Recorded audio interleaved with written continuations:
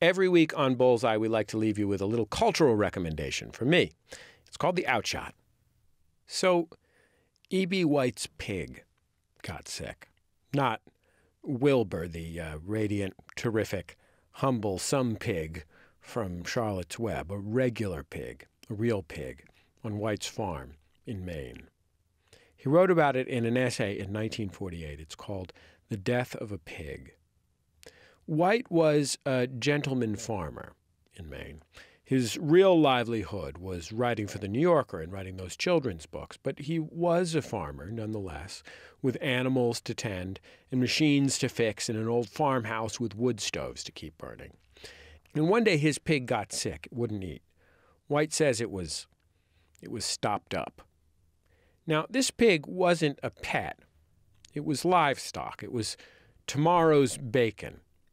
White knew what was coming for the pig.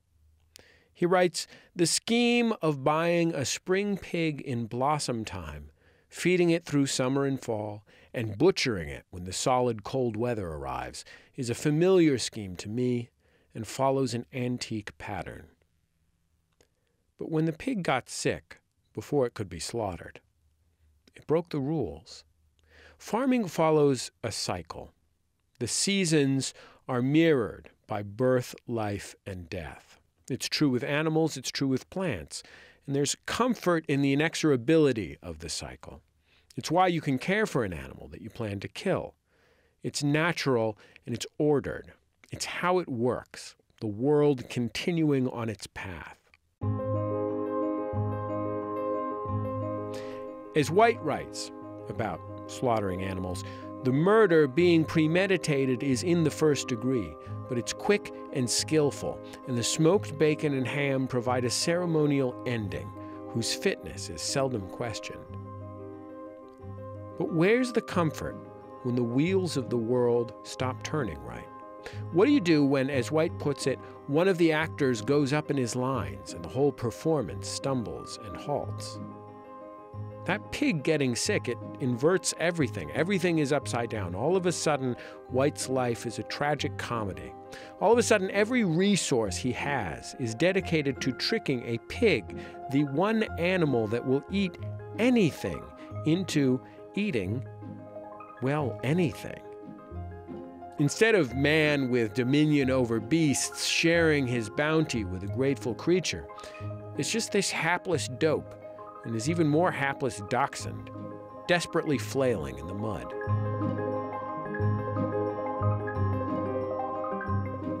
We're so used to power in our lives, the power of our human brains and our tools and medicine and everything else, the power to control our self-awareness, our fear of death, and our knowledge of our own shortcomings. But when you have a tube in a pig's butt trying to clear it out, there is no dignity. You are in the muck, and it probably won't work, and there's F all you can do about it. Here's White. Once having given a pig an enema, there's no turning back, no chance of resuming one of life's more stereotyped roles. The pig's lot and mine were inextricably bound now, as though the rubber tube were the silver cord. From then until the time of his death, I held the pig steadily in the bowl of my mind. The task of trying to deliver him from his misery became a strong obsession. His suffering soon became the embodiment of all earthly wretchedness.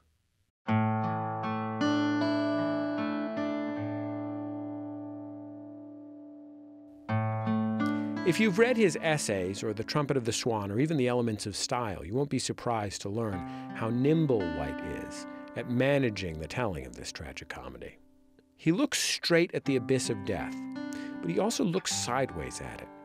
He understands that death is absurd because it's so much bigger than any of us. It can't help but be ridiculous. It's a rule of nature so powerful that it can break the rules of nature. And so there is this dumb man trying to fix a pig with a butt tube, and a dumb old dog making himself worse than useless. He never missed a chance to visit the pig with me, White says about Fred, it's the dachshund. And he made many professional calls on his own. You could see him down there at all hours, his white face parting the grass along the fence as he wobbled and stumbled about, his stethoscope dangling. A happy quack, writing his villainous prescriptions and grinning his corrosive grin. I don't know if you've ever heard this brilliant insight I'm about to drop, but it's funny because it's true. By the time the vet gets there, his wife, actually, gets the best line. She's handing him equipment, and as he passes his hand over the pig's distended stomach, the pig cries out a little. "Poor Piggledy-Wiggledy," says the wife. I guess maybe rueful is the word for these little acknowledgments of the absurdity of life and death. When we slid the body into the grave, we were both shaken to the core, writes White of he and his dog. The loss we felt was not the loss of Ham, but the loss of a pig. He'd evidently become precious to me. Not that he represented a distant nourishment in a hungry time, but that he had suffered in a suffering world. That's my outshot.